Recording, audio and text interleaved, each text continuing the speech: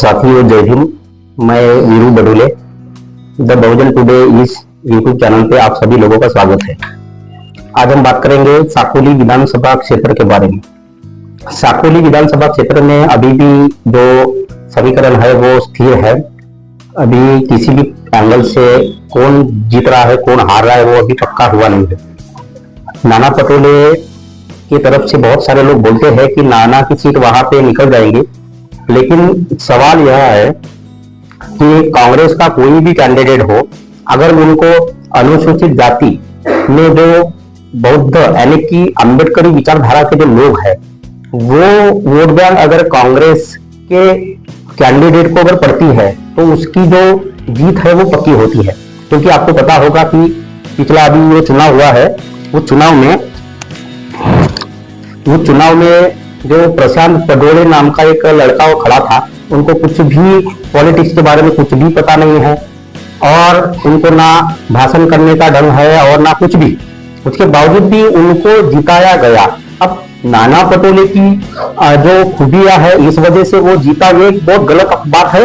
सबको पता है कि जो अम्बेडकरी जो वोट बैंक है वो वोट बैंक प्रशांत पडोले को मिलने की वजह से प्रशांत पडोले की जीत हुई है, ये सबको पता। आपको मैं बताना चाहता हूं कि अगर नाना पटोले को अगर अम्बेडकरी वोट अगर गिर जाता है, अगर उनका अम्बेडकरी लोगों का अगर समर्थन मिल जाता है तो नाना पटोले की जीत जो है वो पक्की है। बट सवाल यह है कि अम्बेडकरी जनता नाना पटोले को समर्थन करेंगी क्या, ये बहुत बड़ा सवाल है। क्योंकि नाना पटोले के माध्यम से जो जाति भेद हुआ है, जो भेदभाव हुआ है, क्योंकि भंडारा विधानसभा के अंदर जो सीट जो है एससी के लिए रिजर्व थी और सबको लग रहा था कि गणवीर जी को या तो फिर जो खोबरागढ़ मैडम है उनको और अन्य किसी लोगों को जो अम्बेडकरी समुदाय से आते थे और उन्होंने बहुत मेहनत किया है। नाना पटोले ने उनको बोला था कि तुम लोग अपना जो है प्रचार प्रसार करने के लिए लग जाओ, तुम में से किसी ना किसी एक को टिकट मिलेंगे। लेकिन जिस प्रकार से उन्होंने लोकसभा में जो दाव किया, लोकसभा में अचानक जो है उन्होंने प्रशांत पडोले को लाके खड़ा कर दिया है, तो लोगों के जो लोग जो है हैरान हुए थे, आश्चर्यचकित हुए थे कि यार प्रशांत पडोले का नंबर तो था ही नहीं ना। प्रशांत पडोले बोले तो पॉलिटिकल है या उनको कोई ज्ञान है, ऐसा कुछ था ही नहीं। बट प्रशांत पडोले को उन्होंने टिकट दिया। तो वो सेम चीज हुआ है ओबीसी छावा संग्राम करके उनकी एक संगठन है, निजी संगठन है, तो उस संगठन का कोई लीडर था, तो उनको उन्होंने टिकट दिया और उनको टिकट देने के वजह से बहुत सारे लोगों में नर्वस माहौल जो है वो क्रिएट हुआ। बहुत सारे लोग जो है नर्वस हुए और इस वजह से वहां पे अपना जो बयान है उन्होंने देने का कोशिश किया। और ये जो बात है, क्योंकि नाना पटोले के माध्यम से हमेशा जो है वो अम्बेडकरी लोगों के पक्ष में कोई भी कदम उनका नहीं रहा है और इस वजह से इस बार जो है अब उन्होंने जो अपना चेहरा जो है सचमुच जो लोग जो उनको आरोप हो रहा था तो वो आरोप जो है अभी वो सच हो गया है।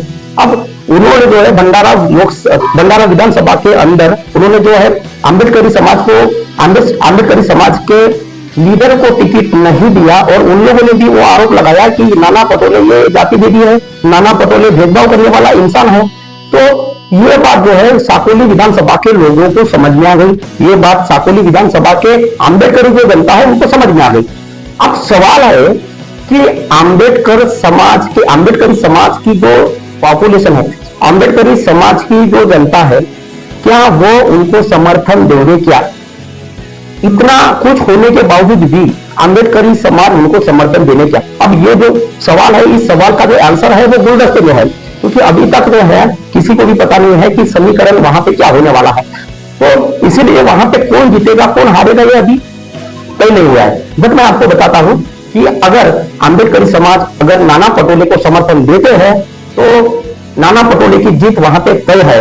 अगर अम्बेडकरी समाज वंचित बहुजन आजादी या बहुजन समाज पार्टी को अगर समर्थन देने का कोशिश करेंगे तो सचमुच में नाना पटोले की हार जो है वहां पे तय है। तो यही है वहां का समीकरण। इससे जो इसके अलावा दूसरा कोई समीकरण नहीं है। चाहे कांग्रेस के लोग हो या बीजेपी के लोग है, कितना भी अपना जो है दिमाग लगा, इससे कुछ भी ये नहीं हो सकता। क्योंकि विदर्भ के अंदर अम्बेडकरी समाज ये बैलेंसिंग वोट बैंक है, बैलेंसिंग वोट बैंक जो है अम्बेडकरी समाज के पास होता है।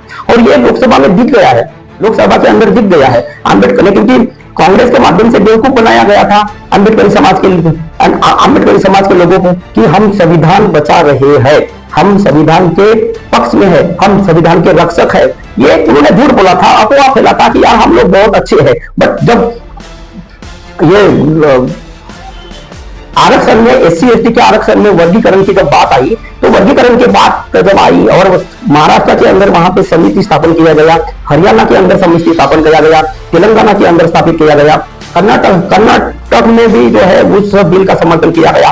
तो इससे जो है कांग्रेस की छवि बहुत कम हो गई है। कांग्रेस की जो नागनाथ, यानी जो कांचीराम साहब बोलते थे कि कांग्रेस अगर नागनाथ है तो बीजेपी सापनाथ है, तो ये बात है लोगों को समझ में आ गई है। तो ये 2 पॉइंट है, एक है कि नाना पटोले के माध्यम से जो खोब्रागड़े मैडम को और उसके साथ साथ जो अपना प्रेम कुमार गणवीर को या प्रेम सागर वो नाम मुझे इतना पता नहीं है, तो वो गणवीर जी को टिकट ना मिलने के वजह से अम्बेडकरी जनता जो है नाराज है। उसके साथ साथ नाना पटोले की आज तक की जो राजनीति है वो हमेशा अम्बेडकरी लोगों के खिलाफ है, अम्बेडकरी लोगों के जो थॉट्स हुए, अम्बेडकरी जो विचार है उनके खिलाफ रही। भला ही वो गोलवरकर हमें प्रोग्राम में बोलते हैं कि गोलवरकर का हम विरोध करते हैं, हेडगेवार का हम विरोध करते हैं, बट ऐसा कुछ अभी तक आंदोलन हमने देखा नहीं है, कोई उनके माध्यम से कैडर हमने देखा नहीं है। तो इससे यह पता चलता है कि RSS की विचारधारा जो है नाना पटोले के अंदर भी है। तो ये बात जो है यहाँ पे तय होती है और इसलिए जो 2 पॉइंट है और 2 पॉइंट की वजह से अम्बेडकरी जनता जो है उनके साथ अभी गया है कि नहीं गया है, ये बहुत बड़ा प्रश्न है। क्योंकि इतना कुछ होने के बावजूद भी अगर साकोली विधानसभा क्षेत्र का अम्बेडकरी जनता अगर नाना पटोले के समर्थन में अगर जाता है, तो मैं समझता हूं कि हमारे लोगों को जो है, अम्बेडकरी लोगों को गुलाम बनाने का जो षड्यंत्र है, जो डॉक्टर बी आर अम्बेडकर को जो डर पैदा होता था उस समय कि कहीं ऐसा जो दिन ना आए, तो मैं समझ जाऊंगा कि गुलाम बनाने का जो षड्यंत्र है वो कांग्रेस जो है अपने गुलाम बनाने का षड्यंत्र में, अम्बेडकरी लोगों को गुलाम बनाने का षड्यंत्र में वो सक्सेसफुल हो गई, ऐसा मैं मानूंगा।